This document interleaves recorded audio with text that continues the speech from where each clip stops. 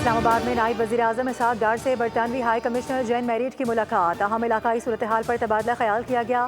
نائب وزیر اعظم اسحاق ڈار نے کہا ہے کہ علاقائی امن اور سلامتی کے خواہاں ہیں، پاکستان ہر حال میں اپنے قومی مفادات کا تحفظ کرے گا۔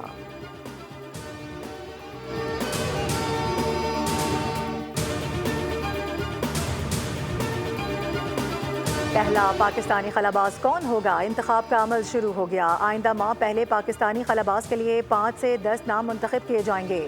امیدواروں کو انتہائی سخت جسمانی اور ذہنی معیار کے مطابق پرکھا جائے گا۔ 5 سے 10 امیدواروں میں صرف 2 شارٹ لسٹ ہوں گے۔ اور ایران کے شہر بندر عباس کے شاہد راجائی پورٹ پر دھماکہ، 80 افراد زخمی۔ ایرانی میڈیا کے مطابق ایڈمنسٹریٹو بلاک میں دھماکہ ہوا۔ دھماکے کی نوعیت سے متعلق تاحال کچھ نہیں کہا جا سکتا۔